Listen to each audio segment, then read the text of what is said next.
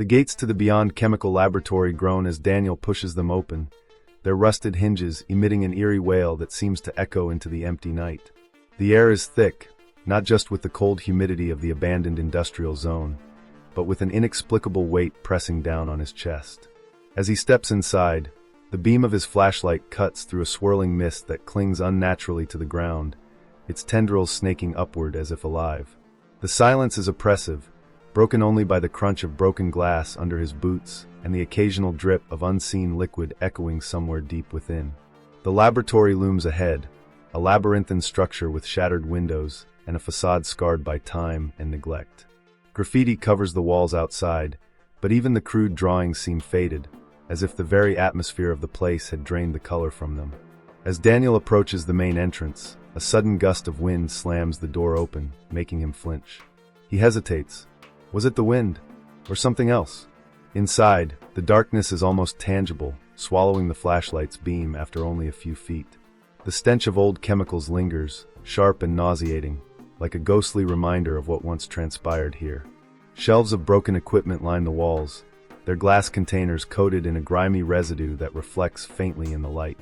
A strange hum vibrates through the floor, faint but unmistakable, as though the building itself is breathing. Daniel moves cautiously, his every step deliberate, yet each one seems to grow louder in the deafening silence. Suddenly, his flashlight flickers. For a moment, the beam dies, plunging him into absolute darkness. He freezes, holding his breath. In the stillness, a sound reaches him, the faint, wet cough of a person gasping for air. It's distant but distinct, echoing through the empty corridors. His pulse quickens, the sound growing louder as if someone, or something, is moving closer. The flashlight sputters back to life, revealing a long hallway ahead. The floor is slick with a mysterious greenish liquid that pools in uneven patterns, its surface bubbling faintly. The air grows colder with each step, and Daniel's breath begins to cloud in front of him. He stops abruptly. In the beam of his flashlight, there's a set of footprints in the green liquid. They're fresh, still forming in real time, but there's no one there to make them. The walls themselves seem alive with movement. Shadows shift unnaturally, twisting and darting out of sync with the light. One shadow lingers longer than the others, humanoid in shape but grotesquely elongated, stretching toward him before vanishing into the corner of his vision. His skin prickles, and he fights the urge to turn and run. He reminds himself that he came here to uncover a story, but it's clear now, this story might consume him. At the end of the hallway, a door stands slightly ajar, a faint light emanating from within. It's not the flickering of an old bulb but something pulsating, unnatural, casting an eerie green glow. Daniel steps closer, heart pounding in his chest. The coughing sound resonates, now accompanied by faint whispers. They're unintelligible, but they carry a note of desperation, of pleading. He grips the door handle, hesitating as the whispers stop abruptly, replaced by an oppressive silence. Summoning his courage, he pushes the door open. The room is a laboratory, its equipment untouched but humming faintly as if still operational. A monitor on the far wall flickers to life on its own, static crackling before displaying a grainy image of workers in hazmat suits. Their faces are obscured, but their postures scream of panic. One of them turns toward the camera, their mask cracked, revealing hollow, lifeless eyes.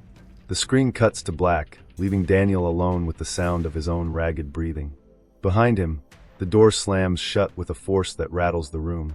The temperature drops sharply, and he hears it again, the wet, ragged cough, this time directly behind him.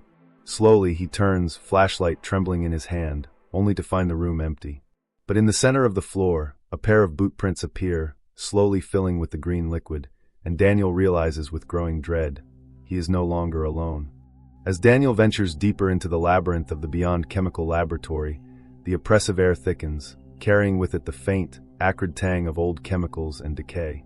His flashlight beam dances across rows of rusted machinery and shattered glass, but then it stops abruptly, catching something that sends a chill through his spine.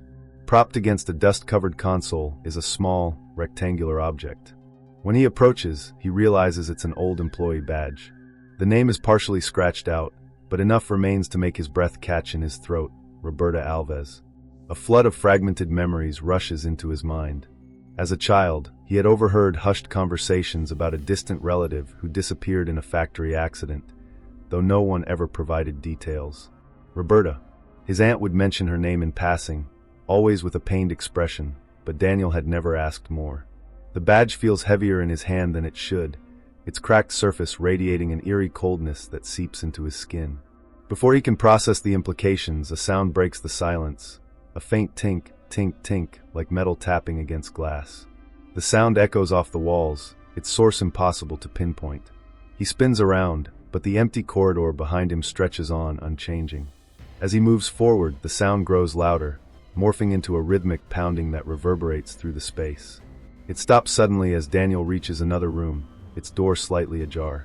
Pushing it open, he steps into what appears to be a control center. The walls are lined with old dials, switches, and gauges, many of them still faintly glowing with unnatural hues of green and amber. Papers are scattered across the floor, brittle and yellowed with age. One catches his eye, a logbook flipped open to a page scrawled in frantic handwriting. The words are barely legible, but certain phrases stand out: gas leak imminent, containment failure, and hauntingly, we can still hear them coughing. A rusted filing cabinet stands toppled in the corner, its drawers partially open. Daniel rifles through the contents, pulling out a stack of old photos. Most are blurred, but one makes his stomach turn. It shows a group of workers in the lab, smiling for the camera. Standing near the back is a young woman with strikingly familiar features. Her face mirrors that of a photo he once saw in his aunt's house. It's Roberta, but her smile feels wrong now, almost frozen, as if it had been forced for the picture. Daniel's flashlight flickers again, plunging the room into darkness for a heartbeat before the beam returns, weaker this time. In that brief blackout, he swears he saw movement in the reflection of a cracked monitor nearby. He spins around, and for a fleeting moment, the reflection is there again. A shadowy figure standing unnervingly still, just out of reach. His heart races as he shines the light directly at the monitor, but nothing appears behind him. The shadow is gone, leaving only his pale, trembling face staring back. The temperature drops abruptly, and his breath begins to fog. The sound of faint, raspy breathing fills the room, but it's not his own. A low, guttural moan rises, growing louder with every second, until it becomes an almost human voice. Daniel, the voice echoes, distorted and layered, as if a dozen people were whispering his name at once. His hands tremble, the badge slipping from his fingers and clattering to the ground. The name tag lands face up, and as Daniel stares at it, something impossibly begins to change. The scratched-out letters slowly reform, as if an invisible hand is carving them back into the plastic. The full name is now clear: Roberta Alves, research assistant. Beneath the name, new text appears, glowing faintly in the dim light. You left me here. Daniel stumbles back, his mind racing. How could she know him? How could she accuse him of abandoning her when he had never set foot in this place before? His flashlight catches the edge of the logbook again, and for the first time, he notices a dark stain on the page, a deep, rust-colored smear that spreads like a spiderweb. Blood. He looks down and realizes it's not just on the page. It's seeping through the floorboards, pooling around his feet. A sudden, overwhelming urge pulls him toward a sealed door at the far end of the room. Scratched into the metal surface, as if by fingernails, are the words, "Remember us." The raspy breathing intensifies, now layered with desperate gasps and broken cries. As his hand reaches for the handle, the faint, metallic taste of blood fills his mouth. A fragmented memory surfaces. His aunt, sitting at a table, murmuring through tears. She called for help, but no one came. With trembling fingers, he opens the door, and the light from his flashlight reveals an impossibility. The walls inside are covered with handprints, hundreds of them, pressed into the surface as though burned there by the people who made them. Each one seems to pulse faintly, glowing green, and a single name is written in jagged letters beneath each print. Near the bottom, Daniel finds one that sends ice through his veins. Roberta Alves. Her handprint glows brighter than the others, and as he steps closer, it begins to shift. The outline of the hand moves as if reaching toward him, stretching impossibly out of the wall. A whisper fills his ears, impossibly close now. You've always been part of this. The cold air inside the laboratory seems to tighten around Daniel, every breath shallow and labored as he presses onward. He feels the weight of Roberta's name badge in his pocket, its cold surface like a magnet pulling him towards something he cannot yet comprehend. The hallway ahead twists unnaturally, its walls narrowing as if the building itself were alive, drawing him deeper into its grasp. The green liquid pooling on the floor reflects the faint, flickering lights overhead, creating distorted, shifting images that seem to watch him as he passes. The oppressive silence is broken by a loud clank that reverberates through the corridor. Daniel stops, heart pounding, his flashlight trembling in his hand. A mechanical hum rises steadily, growing louder until the very walls vibrate with its energy. He turns a corner to find himself standing in front of a massive steel door, its surface riddled with deep scratches and dents, as though something had tried and failed to escape. Above the door, a glowing red warning light pulses, casting the word containment in jagged shadows across the ceiling. Without warning, a deafening alarm blares, shattering the stillness and sending Daniel stumbling back. A crackling voice echoes from a nearby intercom, distorted and fragmented, but the message is clear: containment breach imminent. Manual override required. The door before him begins to shift, its hinges groaning under unseen pressure.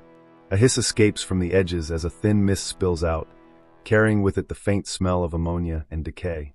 Suddenly, a panel on the wall lights up, revealing a series of buttons and levers. A timer begins to count down: 10:00, 9:59, 9:58. The intercom crackles again, this time clearer, the voice urgent and filled with terror. You must make a choice.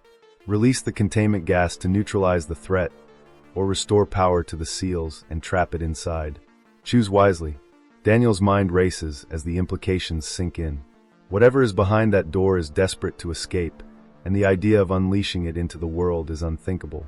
Yet, the alternative, to flood the chamber with the toxic gas still lingering in the pipes, feels just as horrifying.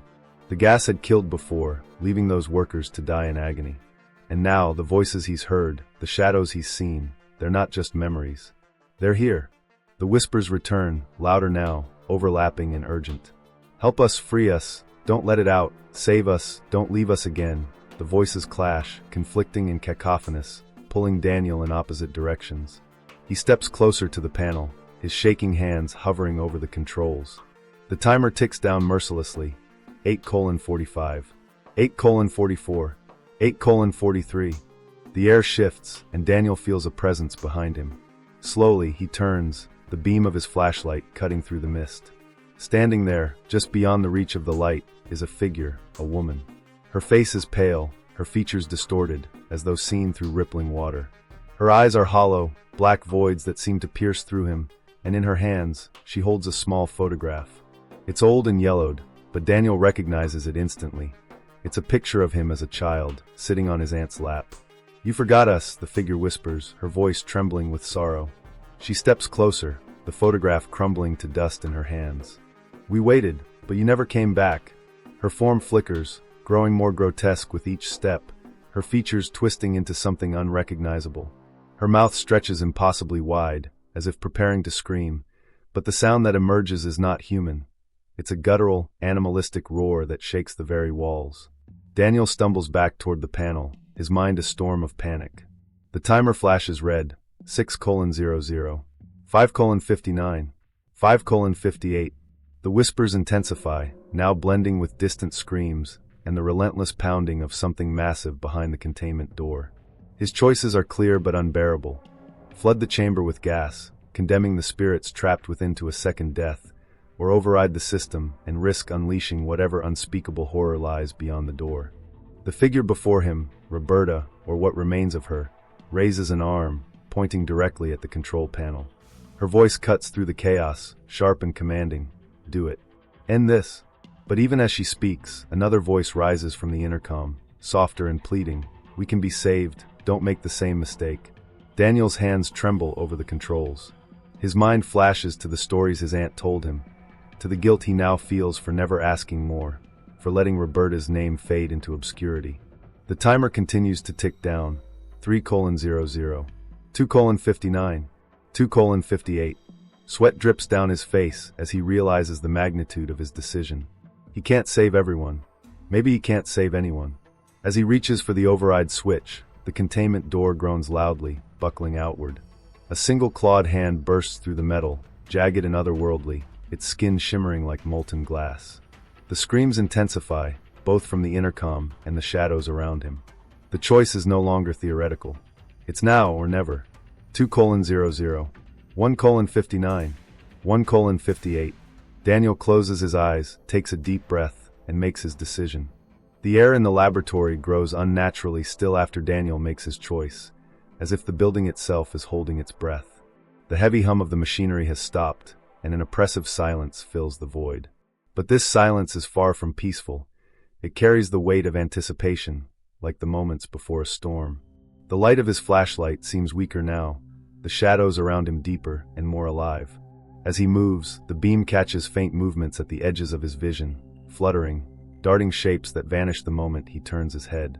The containment door, though sealed or breached by his choice, begins to pulse faintly with an eerie green glow, casting spectral light across the room. The faint sound of whispers returns, impossibly soft at first, like leaves rustling in the wind. But soon, the whispers grow distinct, layered voices overlapping, their words just out of reach. They are not in his head. They are everywhere, filling the air, seeping into his ears like a cold, invasive mist. "You shouldn't have come," one voice murmurs, trembling with sorrow. "It's your fault we're still here," hisses another, sharp and accusatory. "Do you even know what you've unleashed?" Daniel's throat tightens, his breath shallow as the whispers surround him, growing louder with every step. He tries to focus, to ground himself in the physical, but the environment conspires against him. The walls begin to shift, the cracks and stains twisting into grotesque shapes, faces frozen in silent screams, watching him with hollow eyes. His flashlight flickers again, and for a terrifying moment, the shadows seem to reach for him, their elongated fingers curling into the light. He stumbles into a narrow corridor, the walls pressing closer with every step. The whispers follow him, their tone shifting from mournful to mocking. "Daniel! Daniel!" the voices chant, a haunting melody that chills him to the bone. His name echoes down the hall, bouncing back at him as if the very building is alive and taunting him. A sound like nails scraping against metal reverberates through the air, sharp and grating, setting his teeth on edge. Ahead, a flickering light draws his attention. A single, dangling bulb sways gently, though there is no breeze. Beneath it stands a mirror, cracked and clouded with age. As Daniel approaches, he feels an inexplicable pull, a compulsion to look into its surface despite every instinct screaming for him to turn away. His reflection stares back at him, but something is wrong. The figure in the glass doesn't move in sync with him. Instead, it tilts its head slowly, its eyes widening unnaturally as a twisted smile spreads across its face. "We've been waiting for you," the reflection whispers, though its lips don't move.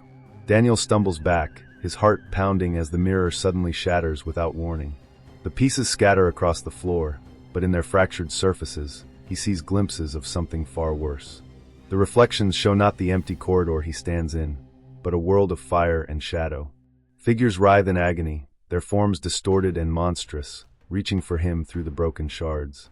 A cold gust rushes past him, carrying the unmistakable sound of footsteps, heavy, deliberate, and getting closer. He spins around, but the hallway is empty.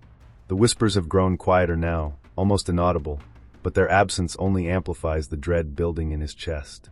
The shadows around him deepen, becoming nearly impenetrable.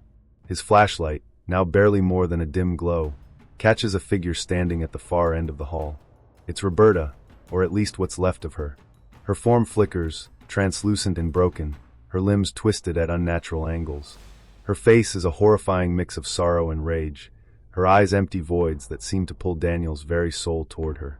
She raises a trembling hand, pointing at him, and her voice rises above the whispers, a distorted scream that reverberates through the corridor.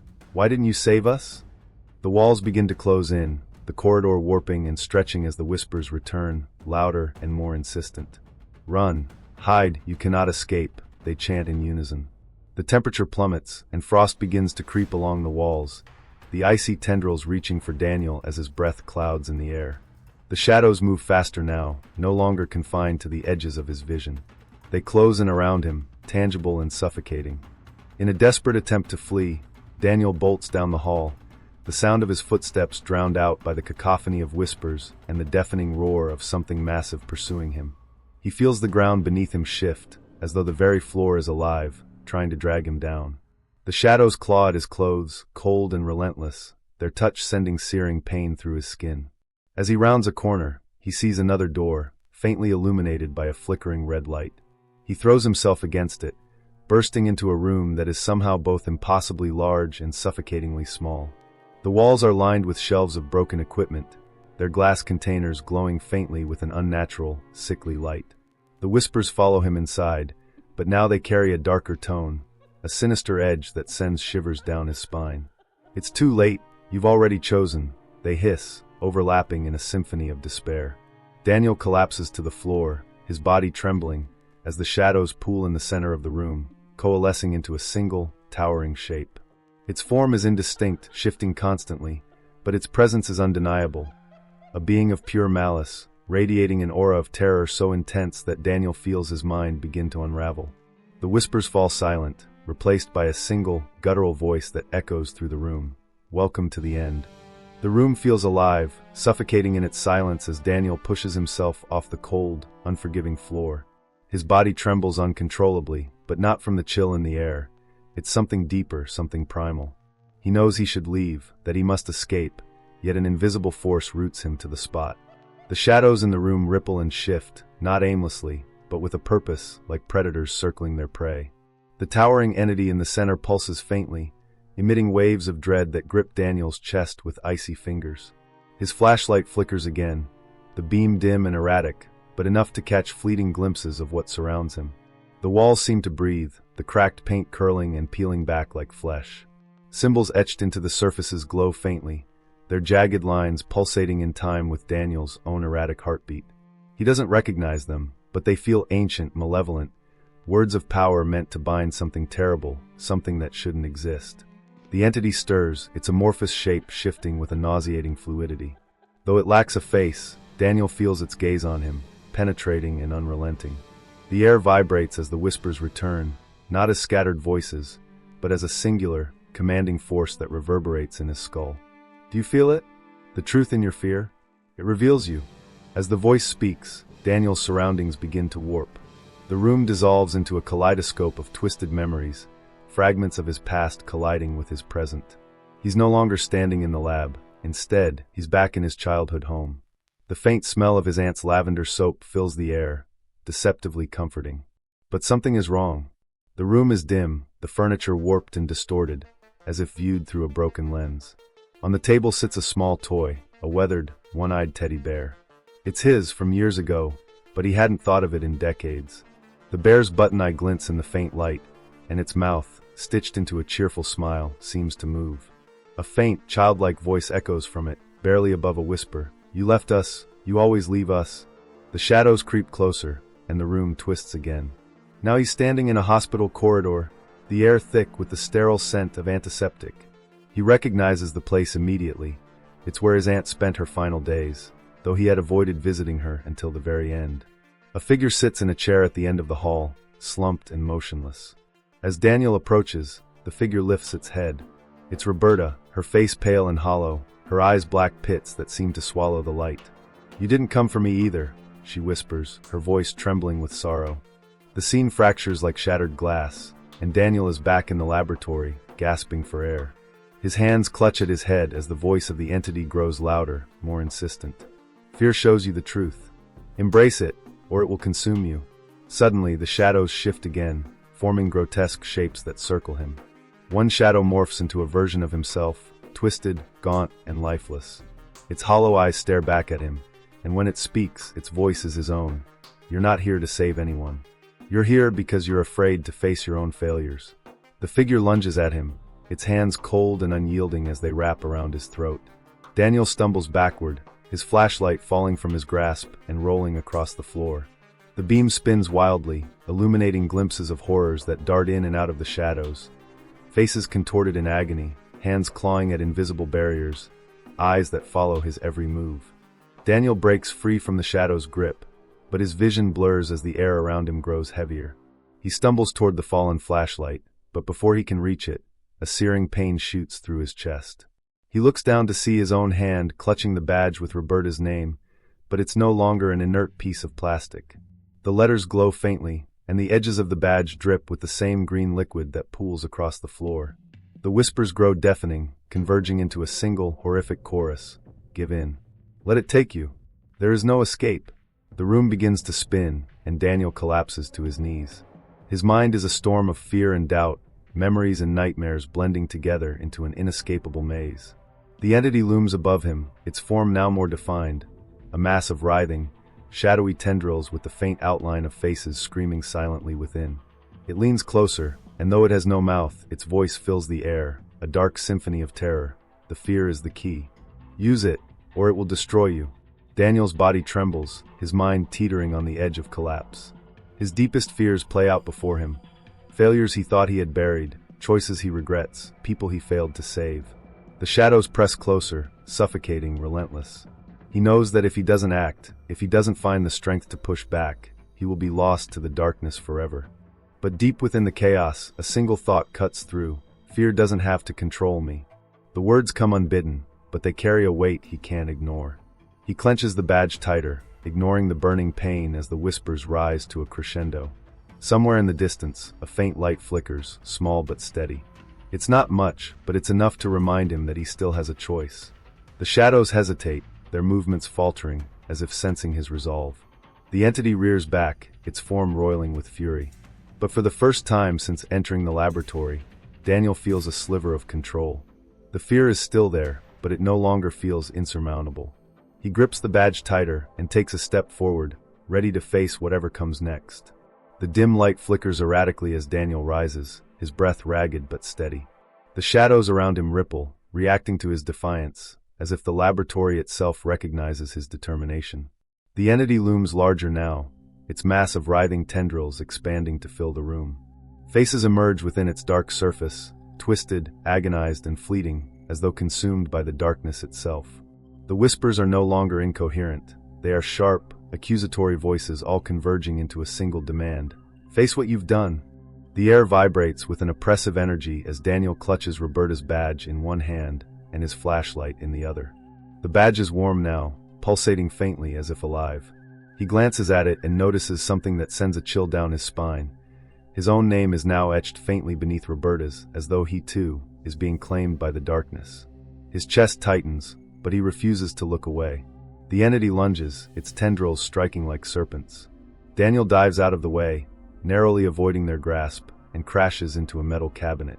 The sound reverberates through the room, momentarily overpowering the whispers. He scrambles to his feet, his flashlight catching the entity in its beam. For a split second, the light pierces its form, revealing something horrifying within, a swirling vortex of memories, his memories. Fragments of his life flash before him, moments he thought long buried. He sees himself as a child, hiding from his aunt's grief, ignoring the stories of Roberta's disappearance. He sees his failures, his cowardice, and his inaction laid bare. The entity feeds on these moments, growing stronger with each revelation. You've always been part of this, the voices hiss, echoing from the walls. You ignored the signs. You let us suffer. Daniel shakes his head, his grip tightening on the badge. No, he whispers, his voice trembling but resolute. I didn't know. I didn't understand. But even as he speaks, he feels the weight of their accusations pressing down on him. He realizes the entity isn't just some malevolent force. It's a manifestation of the guilt and fear he's carried for years, amplified by whatever dark power haunts this place. The badge in his hand pulses again, brighter this time, and a sharp pain shoots through his arm. He looks down to see the green liquid from the floor creeping up his wrist, winding its way toward his chest. Panic sets in as he realizes it's not just consuming him physically, it's binding him to the laboratory, to the entity. Desperation surges through him as he searches the room for anything that could help. His flashlight flickers again, the beam landing on the faintly glowing symbols carved into the walls. They're alive, pulsating in rhythm with the entity's movements. Daniel remembers the distorted logbook he found earlier, its scribbled notes warning of containment protocols and strange rituals performed to control the gas leak. The symbols must be part of it, a way to seal or weaken the entity. The whispers grow louder, almost deafening now, as the entity senses his realization. You cannot fight what you are, it growls, its voice deep and resonant, shaking the very foundation of the room. Tendrils lash out, wrapping around Daniel's legs and pulling him closer. He struggles, the green liquid now spreading across his chest, its touch icy and burning all at once. Gritting his teeth, he pulls himself free, lunging toward the nearest wall. He presses the badge against one of the glowing symbols, the heat from it searing his palm. The reaction is immediate. An ear-piercing scream erupts from the entity, its form convulsing violently. The faces within it contort, their mouths open in silent agony as cracks appear along its surface. But the fight is far from over. The shadows intensify, converging on Daniel as the room begins to collapse around him. The ground splits open, revealing a void beneath that seems to pulse with malevolent energy. The whispers are now a chorus of screams, accusing and pleading in equal measure. Daniel forces himself to move, pressing the badge against each symbol in turn. With every contact, the entity weakens, its form shrinking, its tendrils retreating. But with each step, the green liquid tightens its grip on him, sinking deeper into his flesh. Visions flood his mind. Roberta's final moments, trapped in the gas-filled laboratory, pounding on sealed doors as her screams went unanswered. He feels her pain, her fear, her anger, and it threatens to overwhelm him. He staggers, nearly falling into the void, but a voice cuts through the chaos. "Daniel," it whispers, soft and familiar. He turns to see Roberta's spectral form, faint but steady, standing amidst the darkness. Her face is no longer twisted in rage. It's calm, sorrowful, almost forgiving. "You can end this," she says, her voice carrying a strength that steadies him. "But you have to let go." Tears stream down Daniel's face as he nods, pressing the badge to the final symbol. The room erupts in light, blinding and searing, as the entity lets out a final, earth-shattering scream. The tendrils retract, the shadows dissipate, and the green liquid evaporates from his skin. The void beneath him seals itself, and the laboratory falls silent. Daniel collapses to the floor, his body trembling with exhaustion. The badge lies in his hand, its surface blank and lifeless now. He looks up to see Roberta one last time, her form fading into the light. She smiles faintly, her lips forming silent words, "Thank you," and then she's gone. The silence is deafening, but it carries a strange sense of peace. Daniel knows he survived, but at a cost. As he stands and surveys the ruined laboratory, he realizes the entity is not truly gone. It lingers, faint but present, a reminder of the darkness he carries within. And as he steps into the corridor, he knows the true battle is only beginning. The silence that follows the entity's destruction is deceptive, its stillness hanging in the air like a suffocating fog. Daniel's hands shake as he lowers the badge to the floor, the warmth of its glow now extinguished, leaving him with nothing but the cold, oppressive atmosphere of the laboratory. The air itself feels heavy, as if the building is mourning the loss of its ancient tenant, something that had been bound to the darkness within these walls for so long. The temperature drops, and Daniel's breath clouds in front of him, his body reacting to the chilling presence that still lingers, though the entity is no longer physically there. But the unease doesn't fade. It grows. The laboratory around him begins to tremble, the walls groaning as if the very structure of the building is shifting, responding to the disturbance. A faint vibration thrums beneath his feet, deep and constant, like the pulse of some ancient, malignant heart. A cold wind picks up, whispering against his skin, but it carries no breath of life. It's a sound that scrapes at his mind, each gust an unsettling reminder that he's not truly alone. A sound breaks through the silence. A soft, wet thud, followed by another, and another. It's rhythmic like footsteps, but unnatural, as if something heavy and cumbersome is dragging itself across the floor. Daniel's pulse quickens. He turns slowly, his heart hammering in his chest, his eyes scanning the darkened corners of the room. His flashlight, now weak and flickering, casts erratic beams of light, its glow insufficient to pierce the growing darkness.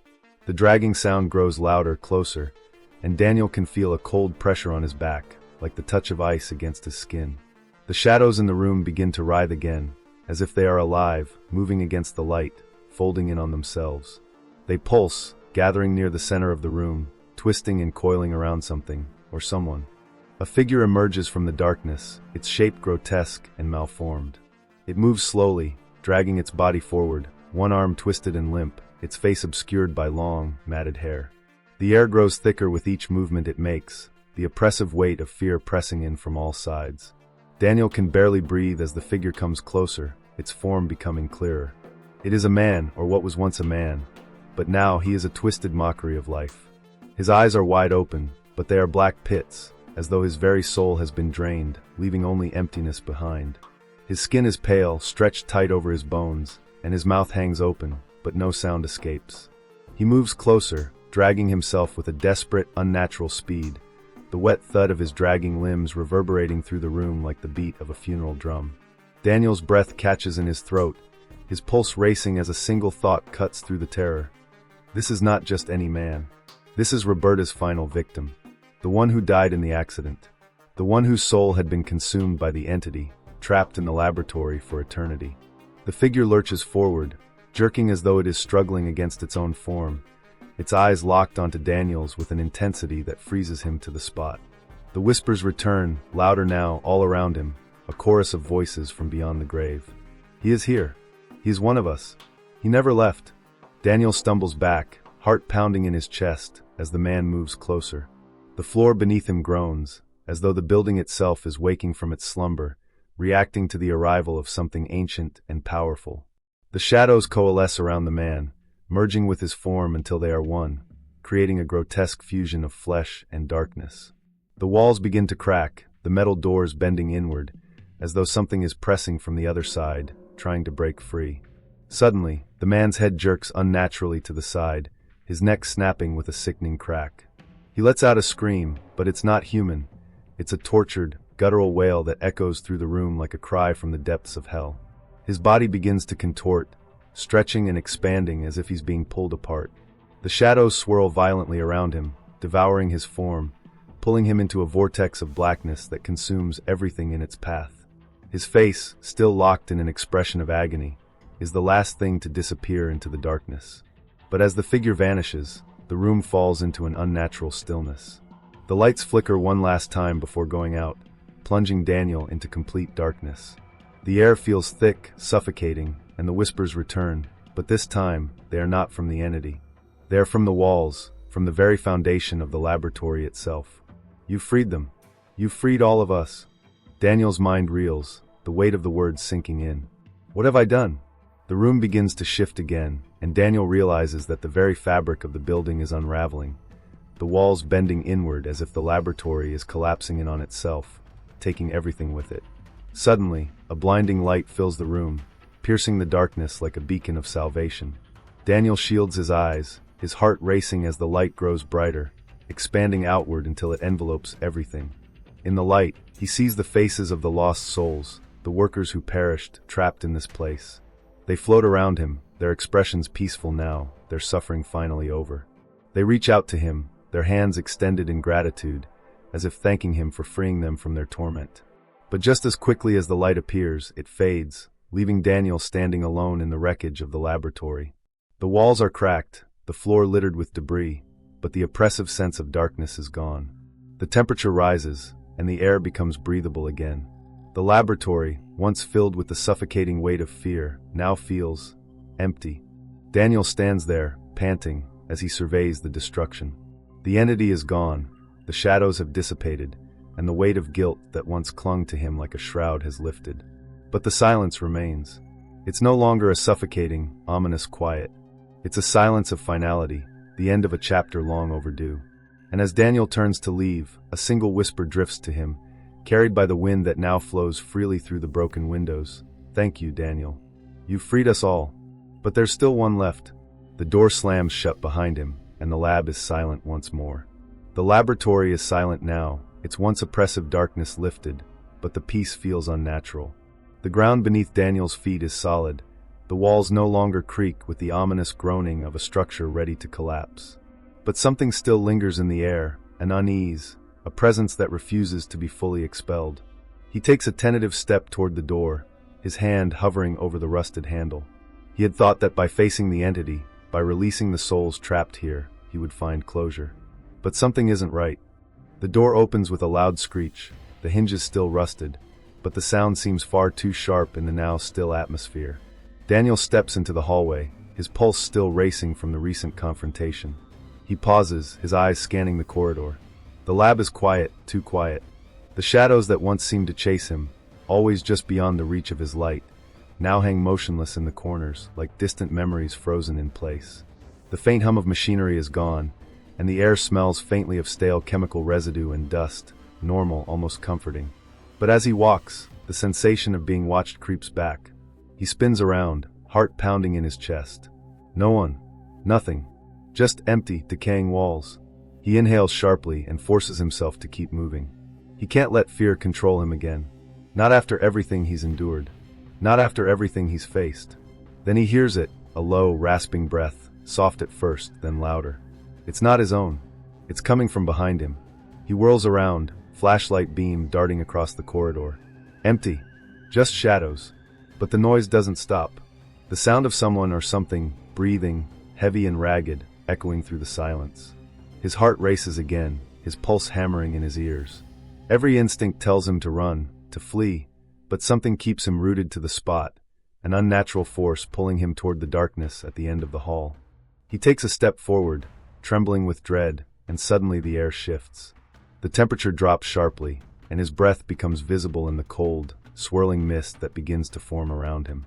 The sound of the breath grows louder, now accompanied by the faintest rustling sound, as if something is dragging itself across the floor, dragging itself toward him. Daniel's flashlight flickers. In the brief instant of darkness, the shadows stretch unnaturally long, twisting and bending as if they are reaching for him. He gasps, the hairs on the back of his neck standing on end. The shadows are moving closer. As the light comes back on, he sees it. A figure. Not the entity, but something else, something far worse. A man, or what used to be a man, crouched at the far end of the hall. His body is twisted, broken in impossible angles, like something from a nightmare. His skin is stretched tight over his bones, pale and ashen. His eyes, empty and black, lock onto Daniel's with an intensity that sends a jolt of cold fear straight through him. The man's mouth moves, but no sound comes out, only the rustling of air. Then it speaks, its voice not one, but many, overlapping in a cacophony of whispers, each one more tortured than the last. You should not have come back. The figure drags itself closer, its limbs contorting with every movement, its body making horrible cracking sounds as if it's breaking with each agonizing step. The whispers fill the hallway, rising to a deafening roar. It's too late. You are still here. The thing's movements are jerky, unnatural, but it is relentless, slowly crawling toward Daniel with a speed that defies its broken form. As it draws closer, the floor beneath it seems to warp, crackling and shifting, as if the building itself is decaying before his eyes. The temperature drops even further, until the air feels like ice against his skin, and Daniel's breath comes in sharp, visible bursts. His mind races, trying to comprehend what he's seeing. The creature is not alive, not in the way it should be. It is an echo, a remnant of something that should have stayed dead. This is no ordinary ghost. It is something worse, something that has been trapped in the labyrinth of this place, left behind by the horrors that occurred here. Its presence is not just an echo of the past, but a malignant force that has fed on the pain and suffering of those who never left. The figure comes to a stop just a few feet from Daniel, its mouth opening wider and wider, its jaw unhinging with sickening cracks. Inside, instead of a tongue or teeth, there is only darkness, a void that seems to pull at everything around it. Daniel stumbles back, the breath leaving his body in a panicked rush. His heart races in his chest, every instinct screaming at him to flee, but he cannot move. His legs refuse to obey, paralyzed by a force beyond his understanding. The whispers grow louder, each word a jagged slice of terror, cutting into his mind, as if the very air is thick with the past, memories of death and pain, of lives lost to the building's insidious hold. You cannot leave. The figure lunges, but just as quickly, it vanishes into the shadows, leaving only the sound of its breath behind. Daniel's body goes rigid as he tries to make sense of what just happened. His chest rises and falls with each frantic breath, but the whispering doesn't stop. It's in the walls, in the floor, in the very air he breathes. The hallway is still. Too still. But the presence that remains is overwhelming, suffocating. It is not just the entity that has been banished. It is the building itself. The spirits that were freed, their memories, their suffering, they are not gone. They have merely moved on to something darker. They remain, trapped in a space that refuses to let them rest, and now they are a part of Daniel too. He takes a step forward, trembling, each footfall echoing through the corridor. And in that moment, he understands. The terror is not over. The lab is not done with him. It will never be done with anyone who sets foot inside. The mystery of the Beyond Chemical Laboratory isn't just about the horrors that happened within. It's about the curse of the place itself, a place where the line between the living and the dead has always been blurred, and where no one is ever truly free. As Daniel looks back one last time, he hears it. The breath again, closer now, more suffocating. The whispers surround him, and just as the door to the outside world closes behind him, he hears the final words clearly, a chilling reminder that the nightmare is far from over. You will never leave. You will never be free.